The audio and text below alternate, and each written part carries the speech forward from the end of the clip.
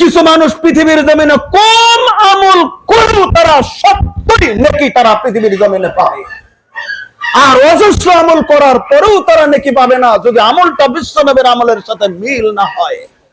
একটা প্রশ্ন যদি একজনে করে যে ভারতের মিসাইল ম্যান কে ছিল, আমরা সবাই উত্তর যদি ছোট্ট নাম্বার যদি 2 থাকে বলে মিসাইল মানবের নাম কি, ভারতবর্ষের যিনি ছিলেন মারা গেছে তার নাম কি, প্রশ্ন যদি থাকে প্রশ্নের উত্তর যদি একজনে যদি লেখে তার নামটা মনে নাই, যদি লেখে লোকটা মেঘালয় মারা গেছে এসে, যদি বলে লোকটার দাড়ি ছিল না এরকম ছিল, যদি বলে লোকটা মুসলমান ছিল, যদি বলে লোকটা প্রথম নৌকা চালাতো, যদি বলে লোকটার বাপ প্রথম মাছ মারতো, এরকম করে লিখেছে কিন্তু নামটা লিখতেও পারেনি, বলতেও পারেনি, লিখতেও পারেনি।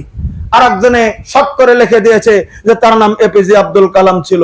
একজনে তো 1 পৃষ্ঠা বোঝাই করে ফেলেছে, আর একজনে শুধু নামটা লিখেছে নাম্বার 2।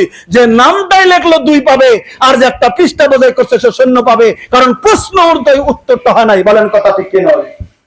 আমল যে পৃথিবীর জমিনের ভিতরে করছি, আমি পৃথিবীর জমিনের ভিতরে যত আমল দেখাচ্ছি পৃথিবীর জমিনে, আমার আমল যদি বিশ্ব নবীর সঙ্গে না মেলে, আমার আমল কঠিন কিয়ামতের দিন জান্নাতে ফেলে দেওয়া হবে। সে আমল কঠিন কিয়ামতের দিনে হাজির করে দেওয়া হবে না। আপনার সে আমলে আমাকে আমলে সে আমলে পার করতে পারবে না। আমার আমল, আমার নামাজ, আমার রোজা, আমার তাসবিহ তাহলিল, আমার তাসবিহ তাহলিল, আমার সেই যাকাত, আল্লাহর নবী সাল্লাল্লাহু আলাইহি সাল্লাম যেটা কানুনে বাতিল করে দিয়েছেন সেটাই মতে পৃথিবীর জমিন আমাদেরকে চলে যেতে হবে।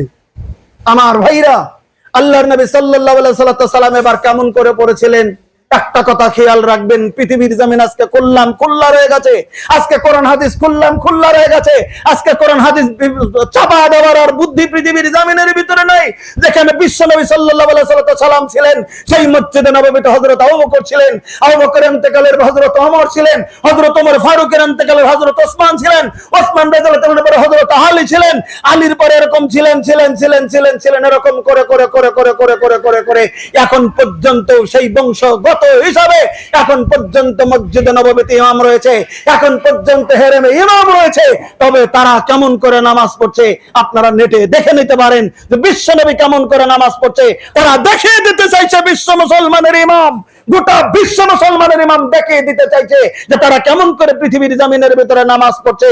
কাজে থেকে সেটা হচ্ছে বিশ্বনবীর নামাজ, কারণ যেখানে জন্ম নিয়েছে সেখানেই তো বিশ্বনবীর বংশ রয়েছে, তারাই তো বুঝতে পারে বিশ্বনবী কেমন নামাজ পড়েছে। বলেন কথা ঠিক।